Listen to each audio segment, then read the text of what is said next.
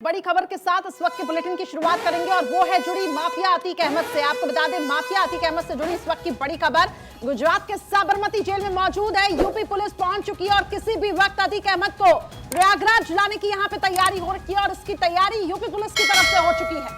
आपको बता दें कि वारंट लेकर फिलहाल यूपी पुलिस की टीम पहुंच चुकी है और वारंट के साथ किसी भी वक्त गिरफ्तारी। और इसी के साथ आपको बता दें कि साबरमती जेल में मौजूद यूपी पुलिस अतीक को यूपी लेकर जाएगी। तो देखिए, इससे पहले भी जब अतीक अहमद की पेशी हुई थी तो साबरमती से लेकर उसको प्रयागराज लाया गया था। फिलहाल इस वक्त की बड़ी खबर हम आपको बता रहे हैं कि माफिया अतीक अहमद से जुड़ी एक खबर, गुजरात के साबरमती जेल में मौजूद यूपी पुलिस अतीक को यूपी लेकर जाएगी।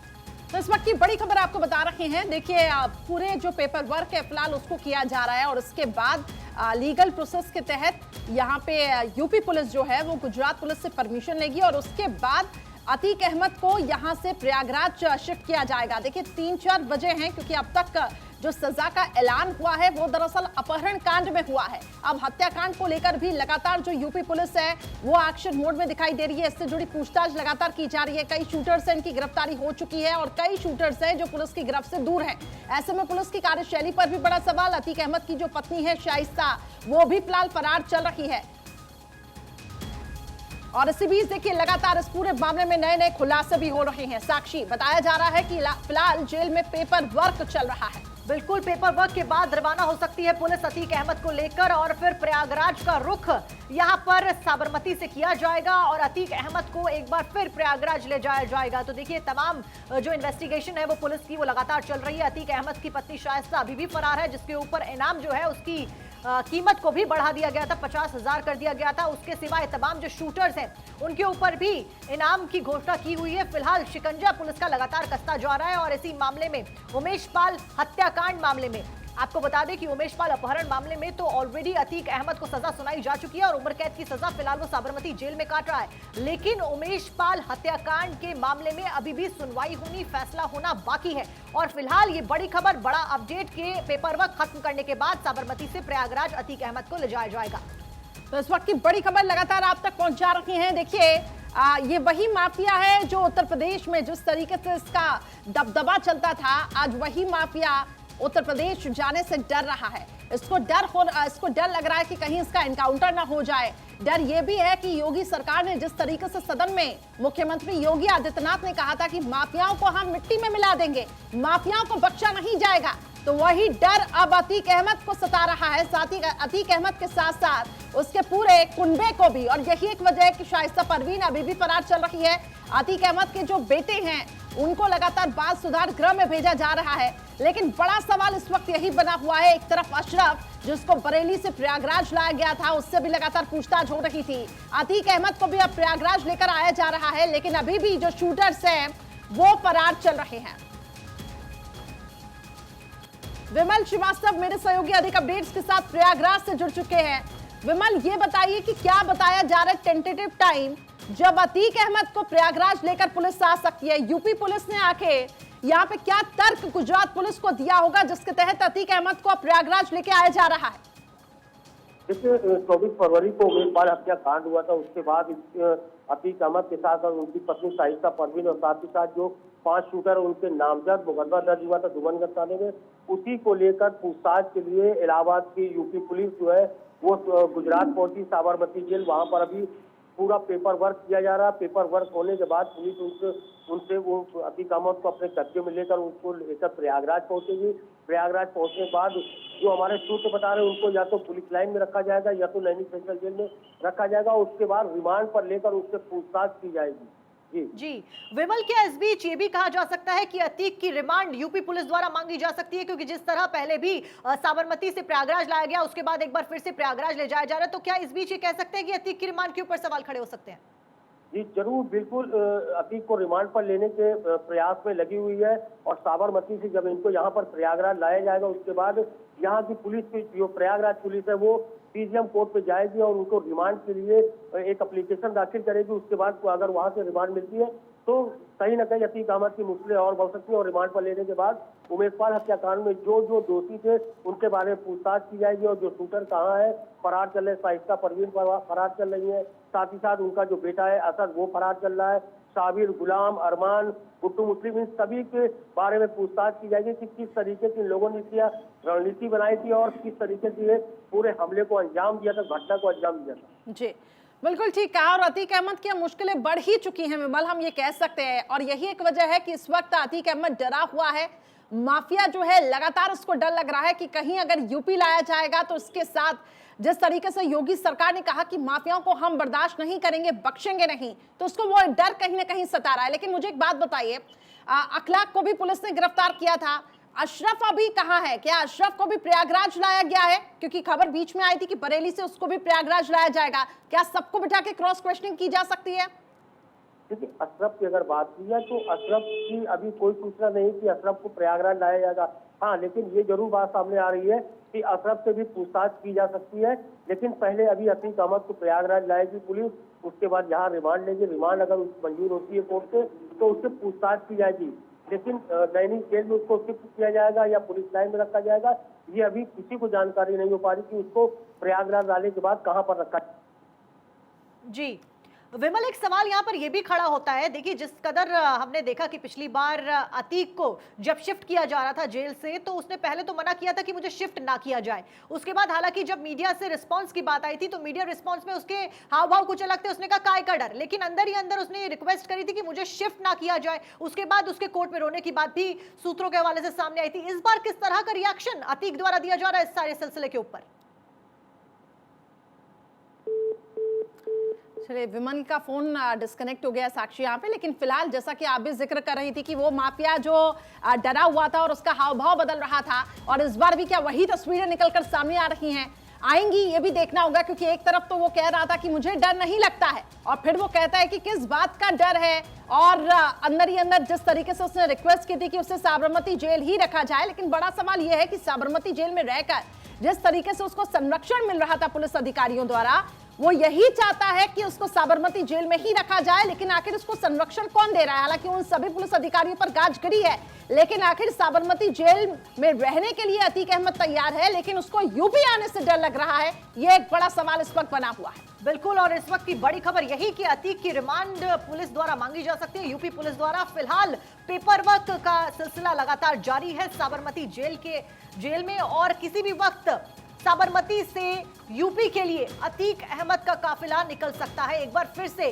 प्रयागराज लाने के लिए तमाम जो पेपर वर्क है वो किए जा रहे हैं। अतीक अहमद के ऊपर शिकंजा कसा जा रहा है। आपको बता दें कि अतीक अहमद के ऊपर 100 से ज्यादा आपराधिक मामले दर्ज है, जिसमें हत्या, रंगदारी ऐसे संगीन मामले भी शुमार है। अतीक अहमद का पूरा परिवार मामलों में लिप्त है और पूरे परिवार के खिलाफ आपराधिक मामले दर्ज हैं। अगर बात करें उसकी पत्नी की शाइस्ता परवीन, तो वो भी फिलहाल फरार चल रही है, उसकी भी तलाश पुलिस द्वारा की जा रही है। अतीक अहमद के बेटों के ऊपर शिकंजा कसा जा रहा है। असद अभी तक फरार चल रहा है। अतीक अहमद का भाई अशरफ जेल में बंद है। अतीक अहमद के बेटों की बात करें तो उसके 2 नाबालिग बेटे भी फिलहाल बाल सुधार गृह में बंद है। तो ये तमाम अतीक के परिवार वाले गुनाह के जो हिस्सेदार हैं, उनकी तस्वीरें आपकी स्क्रीन पर, उनके नाम आपकी स्क्रीन पर। तो देखिए, विमल एक बार फिर से हमारे साथ जुड़ गए हैं। विमल, देखिए अतीक अहमद को फिलहाल ट्रांसफर किया जा रहा है, एक बार फिर से प्रयागराज उसको लाया जा रहा है। इस बीच में पिछली बार जब हमने देखा था तो डर एक देखा जा रहा था अतीक अहमद के अंदर। तो एक उन्होंने बोला था कि किस तरह मुझे शिफ्ट ना किया जाए, और हालांकि जब वो बाहर आए थे तो बाहर ही वो ये बोल रहे थे कि काय का डर, लेकिन अंदर ही अंदर कहीं ना कहीं डर जो था वो देखा जा सकता था। क्या इस बार किसी तरीके का डर या कुछ कहा गया है रिएक्शन अतीक द्वारा? बिल्कुल, जब इनको साबरमती जेल से प्रयागराज लाया जा रहा था, इनको जरूर ये लग रहा था कि कहीं ना कहीं इनकी गाड़ी पलट सकती है, लेकिन वो जैसे यूपी के अंदर प्रवेश करते हैं उसके बाद इनका डर निकल जाता है और कहते हैं कि काहे का डर। तो जरूर इस बात को, इनको डर अभी भी ये जरूर सता रहा है कि आप दूसरी बार इनको प्रयागराज लाया जा रहा है, और कहीं ना कहीं जिस तरीके से योगी आदित्यनाथ के सदन में जरूर कहा था कि हम माफियाओं को मिट्टी में मिला देंगे, तो पहले से ही तो ये मिट्टी में मिल चुके हैं, लेकिन अब हो सकता है कि इनकी गाड़ी साबरमती से प्रयागराज आने में कहीं पलट न सके और ये मिट्टी में न मिल जाए। बिल्कुल, और वो डर साफ तौर से अतीक अहमद ने पिछले बार भी यहाँ पे उसके संकेत दिए थे कि हो सकता है उसका एनकाउंटर हो जाए, हो सकता है गाड़ी पलट जाए, तमाम ऐसी अटकलें लगाई जा रही थी। लेकिन कानून जो है एक तरीके से हम ये कह सकते हैं प्रोटोकॉल का पालन होता है और पुलिस की यही कहीं ना कहीं वो रहती है कि जो भी आरोपी है उसको पूरी सुरक्षा के तहत कोर्ट लाया जाए, उसकी पेशी हो। लेकिन इस सब के बीच जिसका हम बार बार जिक्र कर रहे हैं कि अतीक अहमद की रिमांड को पुलिस यहाँ पे मांग सकती है कि उसकी रिमांड को बढ़ाया जाए। तर्क ये दिया जा सकता है कि अभी अपहरण कांड में सजा हुई है लेकिन हत्याकांड को लेकर पूछताछ करनी है। लेकिन मुझे एक बात बताइए विमल, अखलाक जिसकी ये कहा जा रहा था जो एक बड़ा शूटर है जिसकी गिरफ्तारी हुई, अखलाक को फिलहाल कहां रखा गया है? क्या उसको प्रयागराज में ही रखा गया है? और प्रयागराज में अगर रखा गया है तो संभवतः उससे भी लगातार पूछताछ हो रही होगी। कुछ अहम खुलासे कुछ और शूटर्स की फिलहाल पुलिस को कोई भनक लगी? जी, अखलाक की अगर बात की जाए तो अखलाक को यूपी पुलिस और एसटीएफ की टीम ने मेरठ से गिरफ्तार किया था। उसके बाद प्रयागराज लाई थी, जहाँ पर उसको सीजीएम कोर्ट में पेश करने के बाद उसको नैनी सेंट्रल जेल भेज दिया गया है।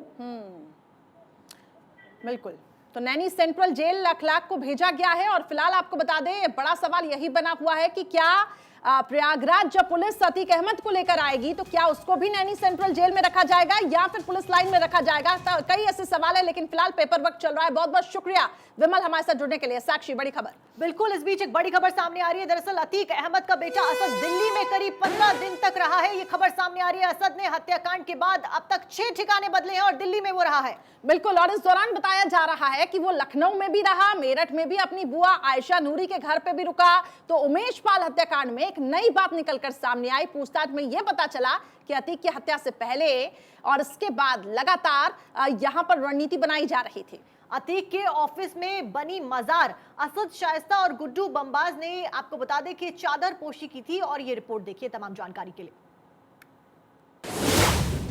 फाइनल प्लान तैयार, अतीक का मिटेगा सब परिवार। उमेश के मर्डर से क्या है कनेक्शन ऑफ मजार? दिल्ली में छिपा रहा असद, अब फंसा जबरदस्त। अबान का भी आया नाम, दोस्तों से निकलवाया काम। डॉन की फुल फैमिली योगी के एक्शन से हिली। उमेश पाल के हत्यारे किस पाताल में छिपे हैं, किस गुफा में जा बैठे हैं कि पुलिस और एसटीएफ की ढेरों टीमें उन्हें खोज नहीं पा रही। बस सुराग मिल रहे हैं लेकिन सुराग परिणाम तक लेकर नहीं जा पा रहे। इधर अतीक फैमिली को एक और बड़ा झटका लगा। कभी अतीक पर कार्रवाई करने वाली मायावती ने अतीक परिवार पर हाथ रखा। शाइस्ता मायावती के निकट आई लेकिन अब मायावती ने शाइस्ता का टिकट काट दिया है और ऐलान कर दिया कि अतीक की फैमिली में से किसी को टिकट नहीं देंगी। इधर असद की लॉन्चिंग से जुड़ा एक अनोखा मामला सामने आया है। दरअसल चकिया में अतीक अहमद के ऑफिस में ही एक अवैध बाजार बनी हुई है। अतीक जुर्म अपराध की दुनिया में बादशाहत हासिल करे, इस मकसद से उमेश की हत्या से पहले असद अपनी अम्मी शाइस्ता के साथ गया था और उसने वहां पर चादर पोशी की थी। अतीक के दफ्तर के अंदर एक और पीछे 2 मजार। सरकारी जमीन पर बनी थी मजार। उमेश की हत्या से पहले यहाँ हुई थी चादर पोशी। असद, गुड्डू, मुस्लिम, शाइस्ता ने की थी चादर पोशी। अतीक के हुक्म पर हत्या से पहले और बाद में चादर पोशी। हर कारनामे से पहले गुर्गे यहाँ आते थे। उमेश पाल की हत्या के मामले में अब तक अतीक के नाबालिग बेटे आबान का भी नाम सामने आ रहा है। पूछताछ में सामने आया कि आबान ने ही अपने दोस्तों के नाम पर 16 सिम कार्ड खरीदे थे। 24 फरवरी को हुए उमेश पाल मर्डर केस में शूटर्स ने आपस में बात करने के लिए जिन सिम कार्ड के इस्तेमाल किए थे वो अतीक अहमद के नाबालिग बेटे आबान ने अरेंज किए थे। इस एवज में दोस्तों को 5-5 हजार रुपए दिए गए थे। अतीक के ऑफिस से जो फोन मिला उसका सिम आबान के दोस्त के नाम पर ही था और पुलिस जब इस पते पर पहुंची तो उसने बताया कि आबान के कहने पर ही सिम खरीदा था। इधर असद के बारे में खुलासा हुआ कि हत्याकांड के बाद वो करीब 15 दिनों तक दिल्ली में रहा, लेकिन यहाँ उसे एनकाउंटर का डर था। यहाँ उसकी मदद 3 लोगों ने की थी। तीनों को पुलिस ने गिरफ्तार कर लिया है। अब शाइस्ता परवीन, आयशा नूरी, अतीक की 2 भांजियों और 5 शूटर्स की पुलिस को तलाश है। Bureau report, Bharat 24।